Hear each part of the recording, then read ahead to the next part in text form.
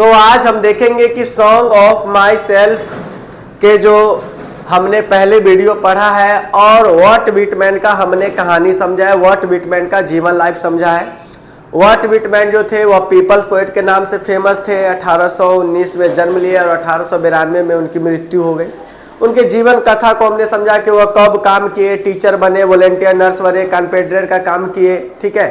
उसके बाद इनके द्वारा जो लिखी गई कविता है, इनके द्वारा जो लिखी गई कविता है वह है वर्ट विटमैन के द्वारा लिखी गई कविता है सॉन्ग ऑफ माई सेल्फ, मेरे अपने आप का गीत, सॉन्ग ऑफ माई सेल्फ। इसको मैं आप लोगों को लाइन बाय लाइन समझाने का कोशिश करूंगा और इंग्लिश टू हिंदी समझाने का कोशिश करूंगा, और साथ ही साथ आप ये भी ध्यान देंगे कि इसमें पूछे गए क्वेश्चंस और आने वाले क्वेश्चंस जो होंगे वो पूरा आपका कंप्लीट होगा, ठीक है।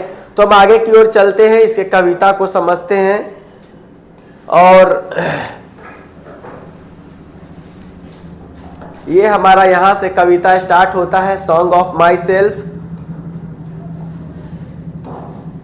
सॉन्ग ऑफ माई सेल्फ, मेरे अपने आप का गीत, मेरे अपने आप का गीत। इसमें मैं बता चुका हूं कि ये जो कविता लिखी गई है यह ब्रदरहुड पे है, भाईचारा पे है।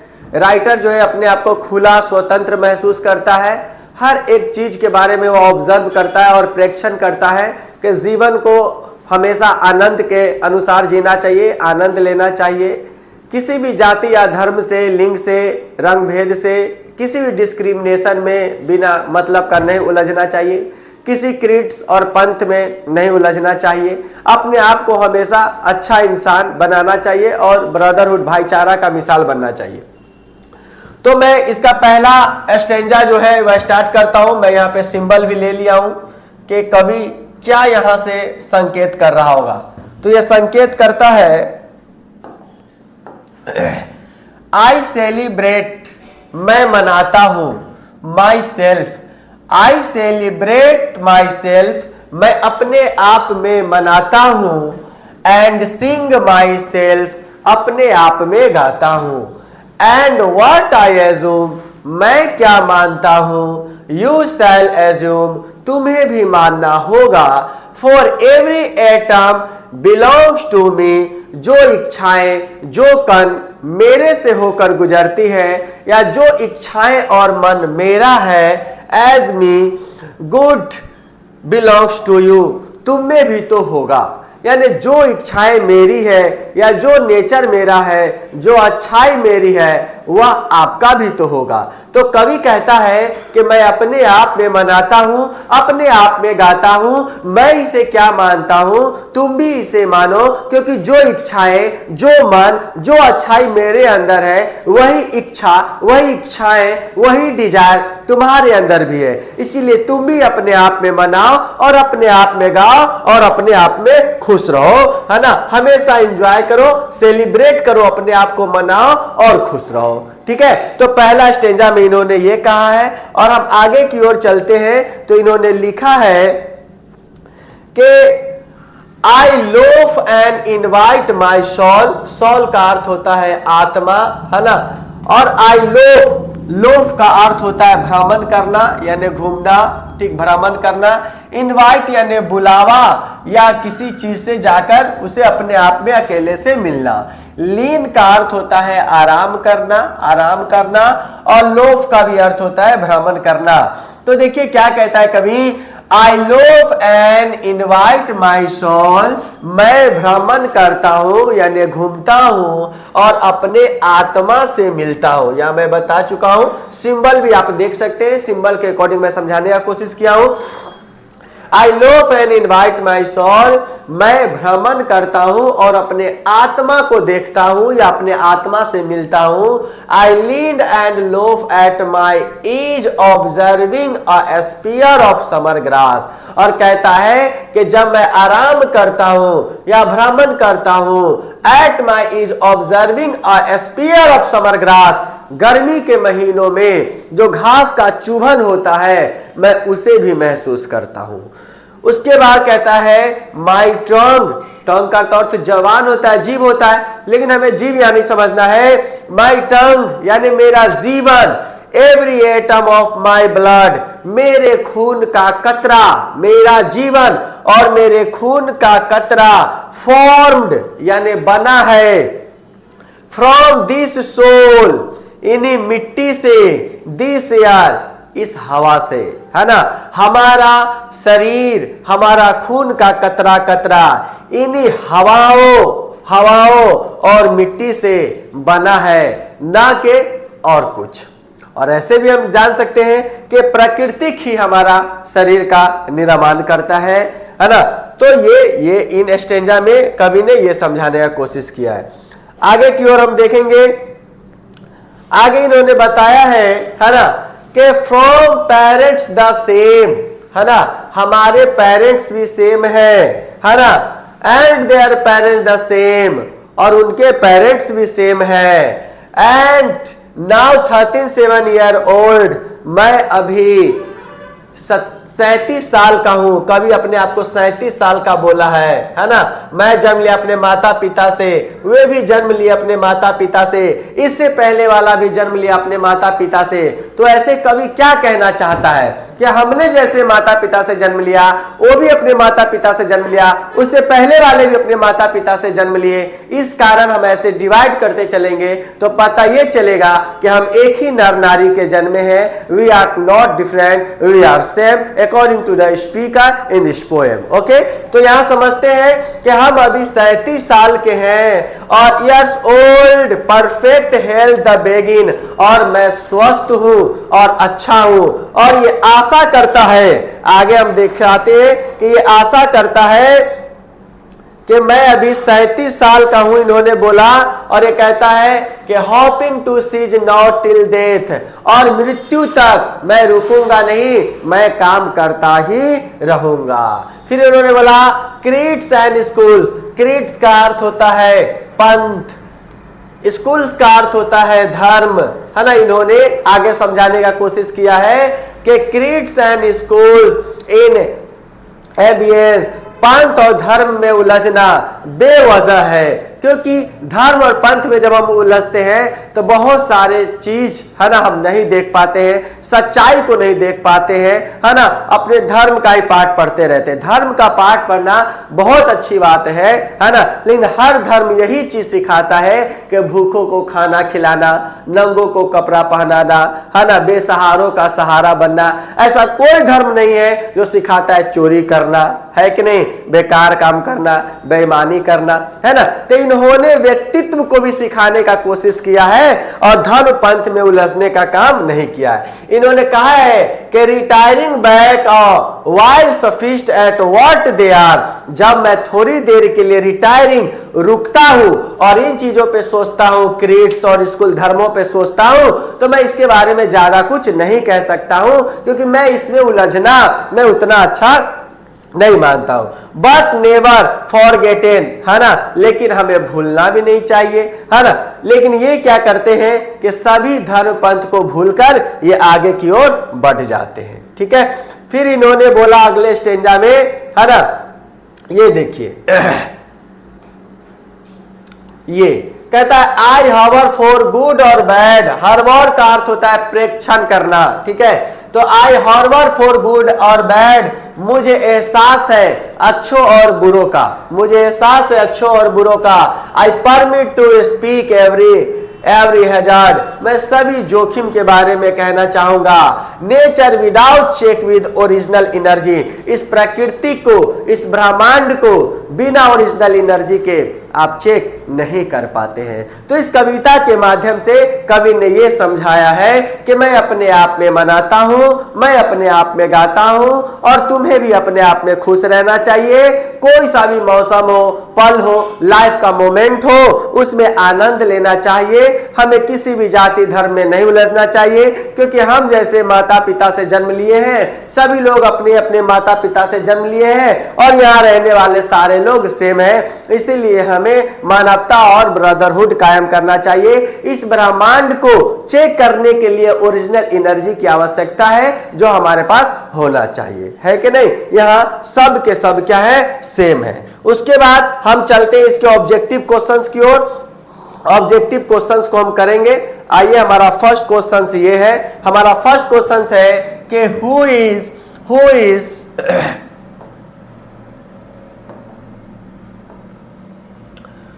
Is the poet of song of my self. अभी मैंने आपको पढ़ाया कि सॉन्ग ऑफ माई सेल्फ के राइटर कौन है, तो सॉन्ग ऑफ माई सेल्फ के राइटर आप देखिए ऑप्शन ए बी सी कौन है, तो व्हाट व्हिटमैन है। खत्म कहानी, है ना। सॉन्ग ऑफ माई सेल्फ के राइटर है ना व्हाट व्हिटमैन है। चलते आगे क्वेश्चंस की ओर।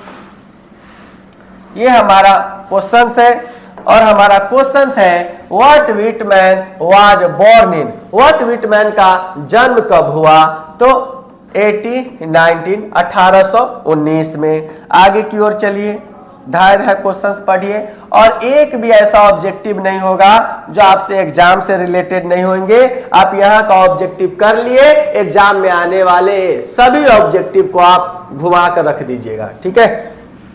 What Whitman was died in, Walt Whitman का जन्म मृत्यु कब हुआ, तो हम सभी जानते हैं 1892।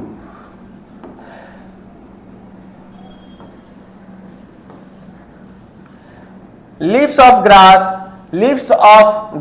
is known for free rhythm is written by, यानी लीव्स ऑफ ग्रास इसकी मेन कविता है। लीव्स ऑफ ग्रास जो आपको पता होना चाहिए 1855 में लिखा गया था, और ड्रम टैप्स भी, तो ये कहता है किसकी है, तो व्हाट व्हिटमैन के द्वारा लिखी गई है, ठीक है। क्वेश्चंस को हम देख ले, है ना। The poet enjoy and sing for dash, क्या कहता है, द सिंग सेल्फ, वो अपने आप में गाता है और वो अपने आप में मनाता है। आगे की ओर चले, इसका क्वेश्चंस देख लीजिए। क्वेश्चंस है व्हाट डज द पोएट, है ना, डिस्क्राइब, है ना। पोएट जो है, कवि जो है, किस चीज का डिस्क्राइब करता है, तो वह जो है ह्यूमैनिटी का करता है, मानवता का डिस्क्राइब करता है, ठीक है। आगे की ओर चलिए, आपका क्वेश्चन नंबर 7 कहता है what does the poet observe in summer, यानी कवि समर के समय में क्या ऑब्जर्व करता है, क्या प्रेक्षण करता है, the spear of summer grass, यानी गर्मी के महीनों में जो घास आ जाता है उस पे चलने का भी वह आनंद लेता है। और आगे की ओर हम बढ़ते चलेंगे और यहां देखेंगे who is the speaker in this poem, इस कविता का पोएम कौन है, तो the poet himself, what Whitman है, ठीक है। हमारा अगला क्वेश्चन है Walt Whitman is year old, what Whitman कितने साल का है, तो मैं बताया था कवि जो है 37 साल का है। ऑप्शन बी, लहरिया कट मारते रहिए गंगा उस पार।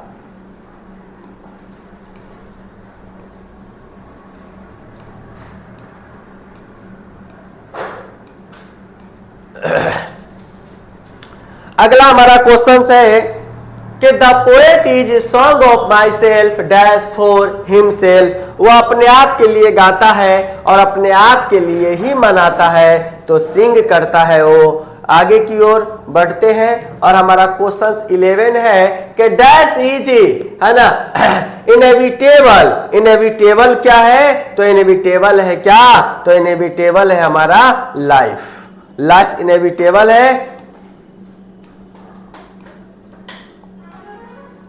अगला क्वेश्चन है in the first leaves of the grass poem song of my self is the poet, कौन है, तो ऑटोमेटिक है कि व्हाट व्हिटमैन है ना। बहुत का क्वेश्चंस आंसर सब सेम होता है, ठीक है। बस आपको जो एग्जाम में जो है ना घुमा घुमा कर पूछा जाता है, आप भी घुमा घुमा कर पढ़िए, घुमा घुमा कर आंसर दीजिए, ठीक है।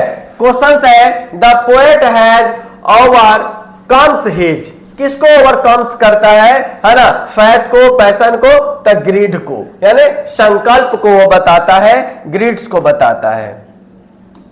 अगला आपका क्वेश्चन है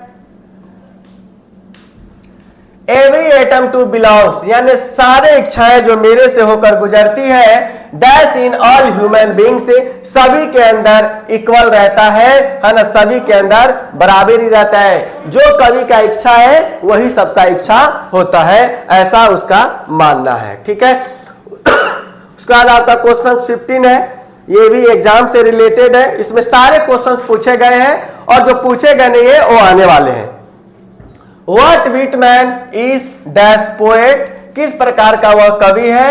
an Indo Anglian, an American, Australian, है ना, और इंडियन। तो अमेरिकन है, सॉरी अमेरिकन है, American, option B. Walt Whitman American है। आगे आपका क्वेश्चन है,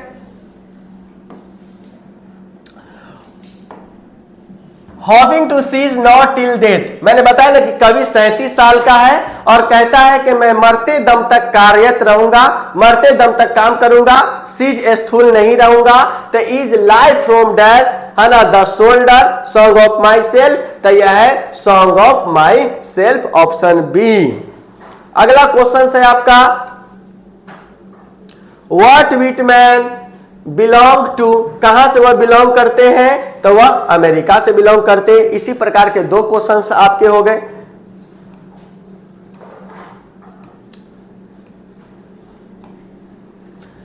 one of the important work of what Whitman is, निम्नलिखित में से व्हाट विटमैन के कौन से इंपोर्टेंट महत्वपूर्ण कार्य है ना? Shoulder, sympathy, lips of grass. तो लिप्स ऑफ ग्रास जो आपने इसके जीवन काल में पढ़ा है और जो आप कविता का हिंदी समझे हैं उसी से रिलेटेड प्रश्न पूछता है। प्रश्न कहीं से आता नहीं, आसमान से नहीं टपकता जो आपको नहीं आता है। आप वीडियो को अच्छे से देखें, आपका एक भी ऑब्जेक्टिव गलत नहीं होने वाला है, पूरा का पूरा सही होगा और मार्क्स भी आपको फुल आएंगे। अगला क्वेश्चन है, what is the theme of the poem song of myself. इसका थेम क्या है? तो थेम इसका लाइफ है और थेम में बताता क्या है? तो ब्रदरहुड, भाईचारा के बारे में बात करता है कि हम सभी एक है, हमारे जन्म देने वाला भी एक है। उसके बाद आपका क्वेश्चन है,